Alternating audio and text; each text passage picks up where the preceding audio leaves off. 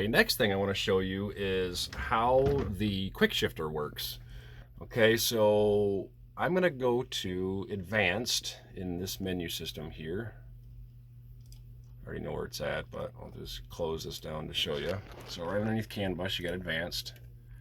Okay, then I'm going to go to internal outputs. And you'll see I've got one for shift cut, quick shift.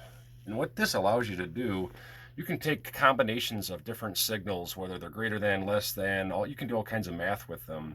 And a result of that, you can turn an input function on. So what I'm doing here is I'm looking at the voltage level of AIN1, which is what we actually have connected to the gear position sensor. And anytime that the voltage is less than 0.7 volts, this will go active.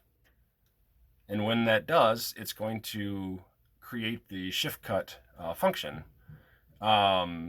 So what I can show you is in this real-time thing, and again, apologies, everything's kind of long-winded here, but I'm trying to teach you the software a little bit. I'm going to search for AIN, and this will show me all of my analog input raw voltage. Right now we're sitting at 0.9 volts, which is what we have in first gear. And sorry, I got to find this on the screen again. Okay, if I take my sensor and go to neutral, we're going to see about 5 volts. Second gear, 1.2 volts, whatever. Okay, so what I'm going to do now is when I take your quick shifter and I push down, this might be really hard to do and show you the screen. Sorry if you're getting dizzy. Push down on it, you'll see that voltage dropped to like 0.3 volts. Okay, when I'm pushing in on it. Okay, so something else we can look at now would be, I'm going to search for the word shift cut, and you'll see the shift cut active, and it's 0.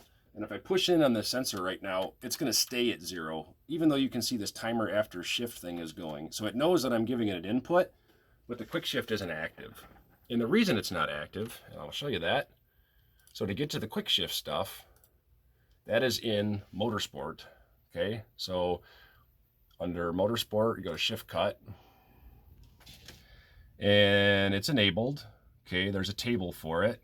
It's going to cut fuel and ignition. You can change that if you like. There's a couple of conditions. Needs more than 20% throttle, needs more than 3,000 RPM. Okay, that's all adjustable. Okay, so if we look down here somewhere, I've got throttle position. I'm at 86% throttle position, so we're good there, but we obviously don't have any RPM. Okay, so now I'm going to take my Max Sport that I have here connected to generate crank and cam patterns to basically simulate the engine running on your race. And I'm going to get at least 3,000 RPM. Okay, so now we're at 3,700 RPM. And you can see we're in first gear, so we're going to get a 60 millisecond cut. And if we look over here at the injectors, while I push on this quick shifter, you almost just have to hear it. It's hard to capture it on the screen, but anyway, you should be able to hear it doing the shift kill. Now, if we wanted to make this much easier to see, let's throw like a 2-second kill time in there. That should make it a little bit easier.